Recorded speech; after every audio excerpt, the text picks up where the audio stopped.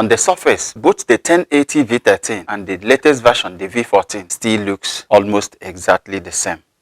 But if you look closely, you notice that the latest version, which is the black one I'm holding up here, is just slightly bigger. But overall shape and design still largely remains the same.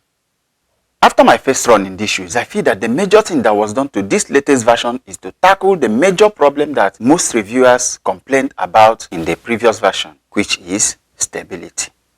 Running in these new shoes today, they felt definitely more stable with a surer footing. Apart from that, both shoes gave a very similar ride.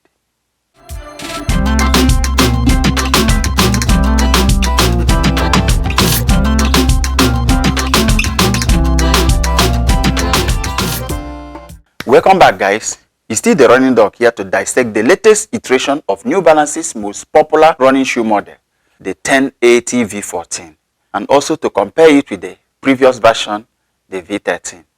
And finally answer the question, is this worth an upgrade if you have the 1080 V13? If you have not yet subscribed to my channel, please support us by clicking the subscribe button right away. And please help us by giving this video a thumbs up. We appreciate you very much for your patronage. The V13 was well received by runners. Became a worthy competitor for Nike's Invincible 3 and Asics Gel Nimbus 25. But it lacked in the area of stability. So it's no surprise that most of the changes to this latest version were to improve the stability. Let's summarize all the changes to this new version. First of all, looking at them, you notice that this has a wider base. This is the new shoe, this is the old one. This one on my right here, the V14, has a wider platform than the V13, both in the heel area and in the forefoot.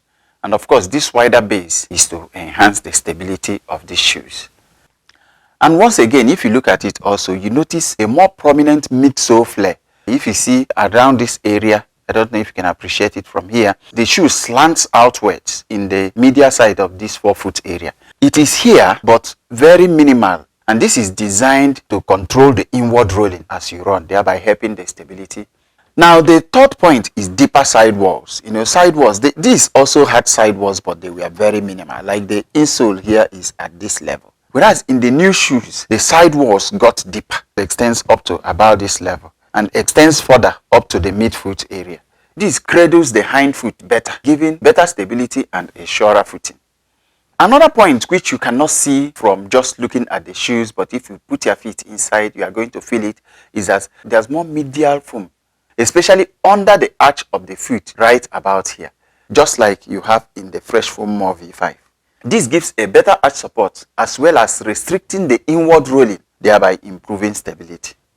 The fifth point which I noticed is that, if you look at it, there are a few more overlays in this new version compared to the previous version. It gave more structure to this upper, so this gave more support without sacrificing comfort, aiding that surer footing when you are running in these shoes. The midsole got just marginally firmer. Now, don't get it twisted. The midsole foam in the latest version is still one of the softest midsoles that you will find in any running shoes currently. Just see the way it's compressing as I'm touching them. However, when you compare this, you will notice that the V13 is softer.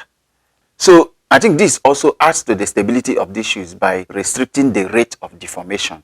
This is so easily wobbly from side to side, but this is a little more stable. So all these changes that I mentioned now, the wide base, the deeper sidewalls, the more medial foam, the firmer midsole, all work together to make these new shoes much more stable than the last version. That's the biggest change you are going to notice when you run in this shoe one after the other. But still, there are a few other changes which are not directly related to the stability of these shoes. The first one is that this got a higher stack. On the website, these are still listed as having 38mm with a 6mm heel-to-toe drop.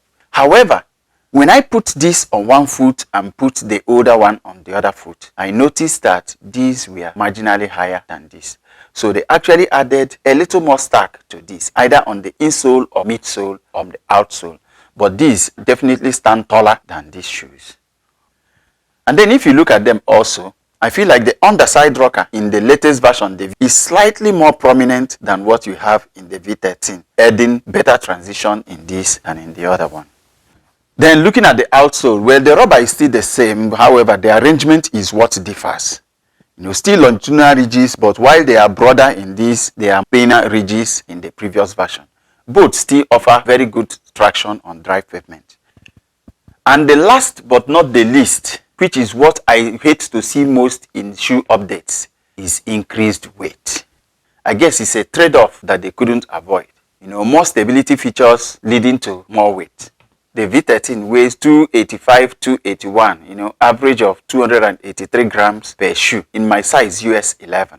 Whereas these new shoes are weighing between the two shoes an average of 308 grams in the same size. These are now 25 grams heavier than the previous version. This was about the lightest max cushioned shoes that you will find then. Now it's gone up, heavier than the Forever Run Nitro, much closer to the Nimbus 25. Let's not get it twisted also. 308 grams in men's US size 11 is still within the average weight range of daily trainers at this size.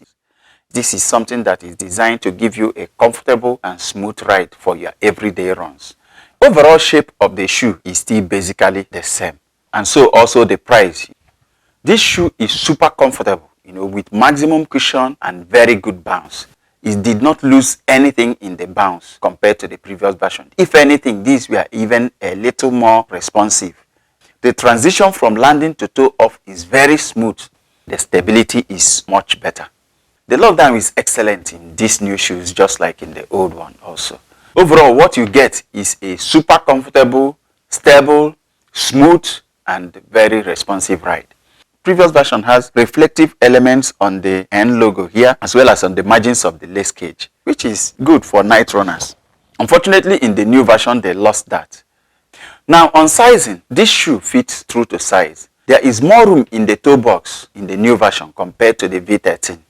New Balance described this shoe as a comfortable shoe for everyday running as well as all-day wear. And they were right. They give very comfortable runs and are also very, very comfortable for all-day wear. Overall, I feel they did a decent job with this latest update.